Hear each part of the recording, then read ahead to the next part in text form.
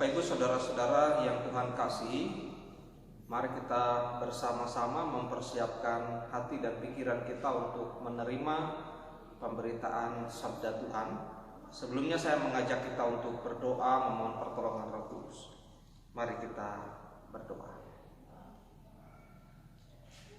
Bapa di dalam surga, kami bersukacita sebab Tuhan masih dengan setia menemani kami, memberikan kami kesempatan untuk bersama-sama mendalami firman Tuhan dalam kebaktian rumah tangga saat ini. Dan kami percaya bahwa Roh Kudus yang akan menolong kami, sehingga memampukan kami untuk memahami firman Tuhan bahkan melakukannya. Pakailah hamba-Mu untuk menyampaikan kebenaran firman. Dalam nama Tuhan Yesus Kristus kami berdoa. Amin. Bapak Ibu saudara-saudara yang Tuhan kasih, mari kita merenungkan firman Tuhan.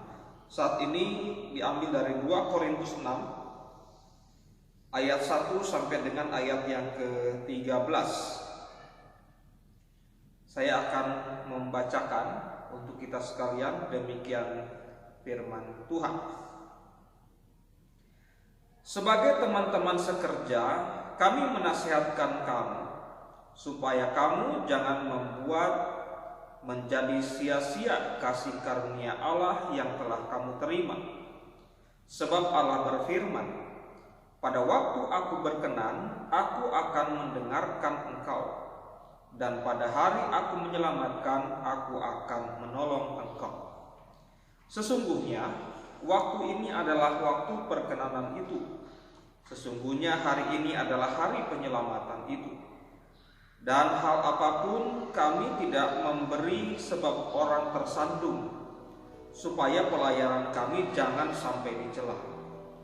Sebaliknya, dalam segala hal kami menunjukkan bahwa kami adalah pelayan Allah, yaitu dalam menahan dengan penuh kesabaran dalam penderitaan, kesesakan, dan kesukaran, dalam menanggung dera, dalam penjara dan kerusuhan, dalam berjerih payah, dalam berjaga-jaga dan berpuasa, dalam kemurnian hati, pengetahuan, kesabaran, dan kemurahan hati, dalam Roh Kudus dan kasih yang tidak munafik, dalam pemberitaan kebenaran dan kekuasaan Allah, dengan menggunakan senjata-senjata keadilan untuk menyerang ataupun untuk membela, ketika dihormati dan ketika dihina, ketika diumpat atau ketika dipuji, ketika dianggap sebagai penipu namun dipercayai, sebagai orang yang tidak dikenal namun terkenal, sebagai orang yang nyaris mati dan sungguh kami hidup, sebagai orang yang dihajar namun tidak mati, sebagai orang berduka cita namun senantiasa bersuka cita, sebagai orang miskin namun memperkaya banyak orang, sebagai orang tak bermilik sekalipun kami memiliki segala sesuatu. Hai orang Korintus, kami telah berbicara terus terang kepada kamu. Hati kami terbuka lebar-lebar bagi kamu, dan bagi kamu ada tempat yang luas dalam hati kami.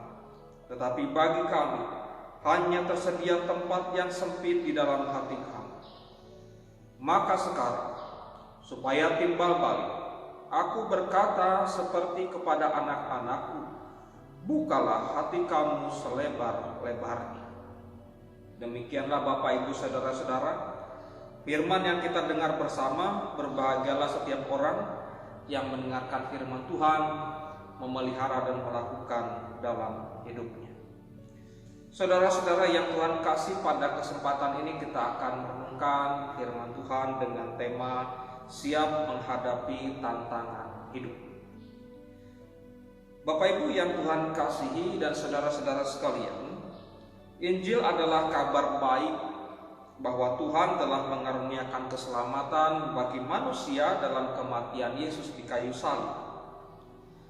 Orang boleh percaya, boleh mengerti, memahami, menghayati, bahkan menghafal bagian Alkitab. Namun semua itu belumlah cukup. Semua itu tidak ada artinya bila kita tidak sungguh-sungguh merespon apa yang disampaikan, yang kelak berakibat pada hidup yang mencerminkan atau menyaksikan bahwa diri kita telah lepas dari dosa sesuai dengan kabar baik itu sendiri. Dan sebagai seorang hamba Tuhan, Rasul Paulus merasa bertanggung jawab. Dia menginginkan agar orang-orang yang dia layani membuat respon atau merespon yang sepadan dengan Injil Yesus Kristus. Ia tidak mau bila anugerah Tuhan itu dijadikan sia-sia karena respon negatif orang terhadap Injil. Arti dari sia-sia berarti tidak menghasilkan manfaat seperti yang telah direncanakan semula. Dan lalu apa makna membuat kasih karunia Allah menjadi sia-sia menurut ayat yang disampaikan tadi? Artinya saudara-saudara menerima kasih karunia Allah tetapi kemudian menghalangi bekerjanya kasih karunia itu di dalam hidupnya. Yang Rasul Paulus maksudkan adalah bahwa sikap jemaat yang mulai merendahkan Paulus karena pengaruh ajaran palsu membuat mereka secara tidak langsung menolak Injil. Padahal waktu anugerah keselamatan dari Allah itu Allah berikan melalui orang-orang yang diutus, termasuk Paulus, dan tidak bisa ditunda-tunda lagi. Fakta bahwa Allah dengan penuh anugerah telah mendorong semua manusia untuk memberi respon yang benar kepada Allah, Paulus sampaikan. Paulus sadar bahwa mungkin orang-orang menolak apa yang disampaikan oleh dirinya karena melihat latar belakang dia, melihat masa lalu dia. Itu yang menjadi faktor ketidaklayakan dia, yang kemudian boleh dikatakan bisa menjadi penghambat bagi orang lain. Sementara saudara-saudara yang Tuhan kasih, Paulus mengingatkan bahwa ketika seseorang itu mengerjakan tugas pelayanan, dia khususnya sama sekali tidak menjadikan pelayanannya itu sebagai batu sandungan bagi orang lain. Paulus tidak termasuk sebagai hamba yang semacam itu, bahwa masa lalunya memang sempat kemudian dia menilai Kristus sesuai dengan ukuran manusia. Dia pahami itu, dia sadari itu, dan sekarang dia berubah.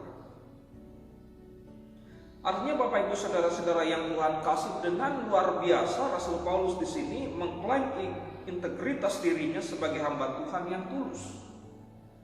Mari kita uji apakah bukti integritas Paulus sebagai hamba Tuhan itu. Yang pertama, saudara-saudara yang Tuhan kasih, seperti yang disampaikan tadi, Paulus tidak pernah melakukan hal yang membuat orang lain tersandung. Ini pendapat dia dalam ayat yang ketiga. Sebaliknya, sikap dan tindakannya selalu menunjukkan bahwa ia hormat kepada Tuhan atau takut akan Tuhan. Yang kedua, saudara-saudara, sikap pada waktu harus menanggung kesulitan dan penderitaan dalam ayat yang keempat dan kelima. Ia katakan ia tidak menggerutu. Ia tidak menghindari penderitaan itu. Justru ia menghadapinya. Bahkan dengan susah payah disertai disiplin rohani yang tinggi, saudara-saudara, ia seperti orang yang berjaga-jaga, orang yang berdoa dan berpuasa. Dia menghadapi semua itu dengan imannya. Yang ketiga, saudara-saudara yang Tuhan kasih, Rasul Paulus menjaga kemurnian iman, kemurnian hati. Dia meninggikan sifat sabarnya. Dia bermurah hati, bahkan tidak munafik, dikatakan di ayat yang ke-6. Artinya Bapak Ibu yang Tuhan kasih, di sini Rasul Paulus mengajak para pendengarnya untuk menilai bahwa dia mengandalkan roh Tuhan untuk menolong dia. Bahkan roh itulah yang menjadi senjata rohani bagi dia untuk menghadapi segala perkara dalam ayat yang ke-7. Yang keempat, saudara-saudara yang Tuhan kasih, semua kualitas rohani ini ada pada Paulus secara konsisten. Artinya Bapak Ibu Saudara-saudara, dalam segala keadaan, di setiap waktu ia selalu menjunjung kemuliaan Tuhan. Ia ungkapkan dalam ayat 8-10. Dia selalu bersikap hati-hati untuk mencapai tujuan, yaitu kemuliaan Tuhan. Jangan sampai dia menjadi batu sandungan bagi orang lain. Nah, Bapak Ibu Saudara-saudara yang Tuhan kasih, yang jadi pertanyaan, apa maksudnya menjadi batu sandungan di sini? Jadi rupanya Bapak Ibu yang Tuhan kasih dan saudara-saudara yang terkasih, bahwa pada waktu itu di Korintus sedikitnya ada dua kelompok besar. Yang pertama, kelompok orang Yahudi yang percaya kepada Yesus namun masih berada di dalam kebiasaannya hidup di bawah hukum Taurat. Dan yang kedua, orang-orang non-Yahudi, orang-orang yang kemudian yang kita pahami mereka tidak mengenal hukum Taurat. Disinilah kemudian Rasul Paulus dengan bersusah payah bertindak hati-hati supaya tidak menjadi batu sandungan tadi, tidak menyinggung baik terhadap orang Yahudi maupun bukan Yahudi.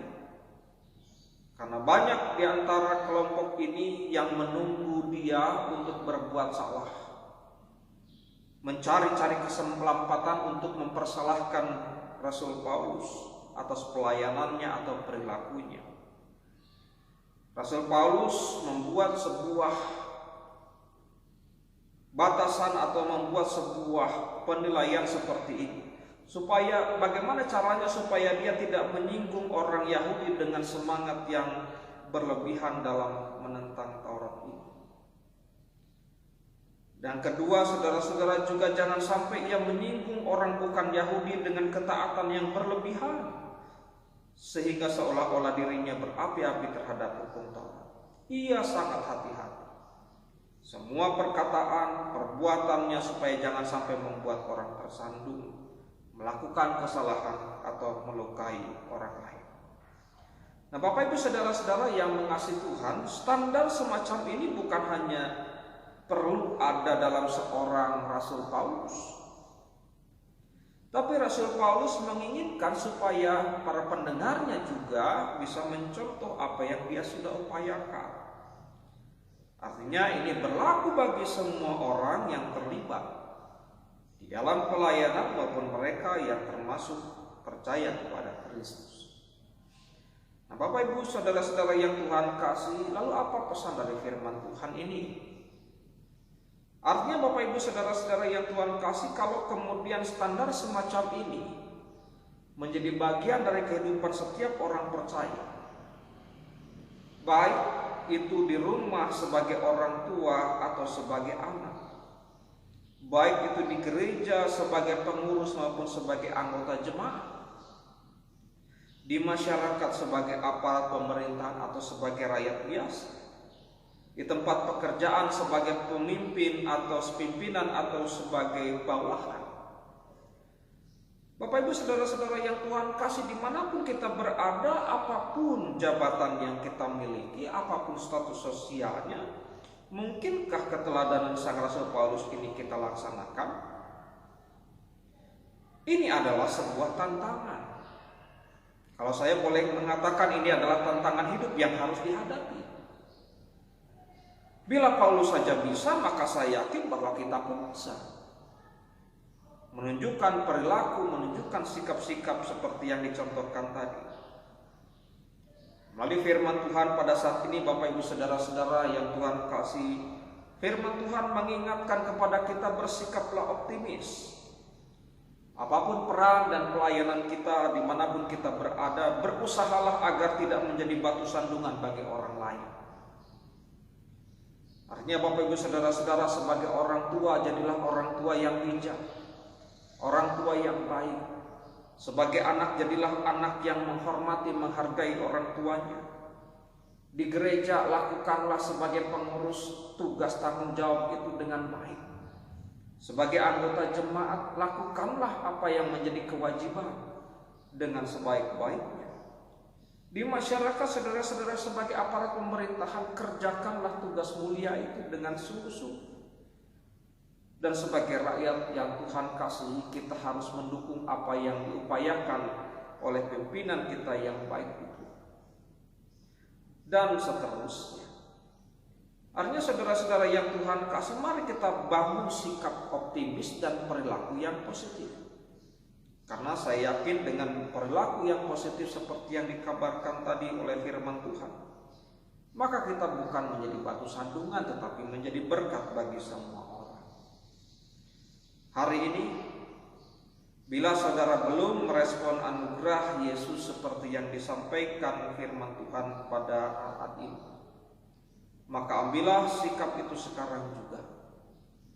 Responlah segera, jadilah berkat, siaplah untuk menghadapi masa depan bersama dengan Tuhan. Tuhan memberkati saudara. Amin. Bapak Ibu saudara-saudara yang Tuhan kasih, saya mengajak kita untuk menaikkan doa syafaat, kemudian kita akan akhiri dengan mengucapkan doa Bapa kami bersama-sama. Mari berdoa. Terpujilah Bapa di dalam kerajaan surga yang kudus. Pada saat ini ya Bapa, dengan penuh kasih Engkau sudah menyapa kami, memberikan penguatan, memberikan pencerahan iman bagi kami sekalian. Tibalah saatnya bagi kami untuk berdoa syafaat. Kami mohon Engkau menyertai keluarga kami masing-masing, memberkati apa yang kami kerjakan di dalamnya, menolong kami ketika berada di dalam kesusahan. Berkatilah anak-anak kami di masa pertumbuhan, di masa kehidupannya. Berkatilah juga setiap orang tua kami dimanapun berada. Bapa dalam surga, kami juga berdoa untuk persekutuan indah yang kami miliki. Memang di masa yang sulit ini kami senantiasa harus berwaspada. Biarlah Tuhan yang akan menolong kami untuk bisa membangun keimanan kami dengan baik. Tolong kami ya Bapa, agar apa yang kami kerjakan benar-benar bisa berkenan di hadapan Tuhan. Saat ini kami berdoa juga ya Tuhan, untuk para pemimpin bangsa, untuk orang-orang yang ada di sekitar kami, berkatilah mereka. Khususnya ya Bapa, di masa pandemik ini ketika kami dengar berita tentang meningkatnya wabah pandemik yang terjadi, kami mohon supaya kuasa Tuhan bekerja menolong kami agar pandemik ini bisa segera diatasi. Bapa dalam surga, berikan kemampuan kepada kami, berikan hikmat kepada kami supaya kami bisa melakukan apa yang menjadi kehendak Tuhan ini. Dalam nama Tuhan Yesus Kristus, hadirlah dalam hidup kami.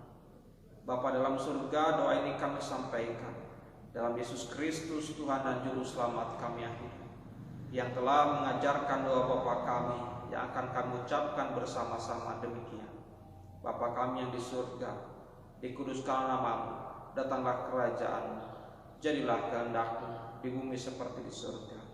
Berikanlah kami pada hari ini makanan kami yang secukupnya, dan ampunilah kami akan segala kesalahan kami, seperti kami juga telah mengampuni orang yang bersalah kepada kami. Dan janganlah membawa kami ke dalam pencobaan, tetapi lepaskanlah kami dari yang jahat, karena Engkau yang punya kerajaan dan kuasa dan kemuliaan sampai selama-lamanya. Amin. Bapak Ibu saudara-saudara yang Tuhan kasihi, marilah kita terima berkat Tuhan. Kasih karunia dan damai sejahtera dari Allah Bapa, Tuhan kita Yesus Kristus dalam persekutuan Roh Kudus, menyertai, memberkati kehidupan saudara sekalian, saat ini sampai selama-lamanya. Amin.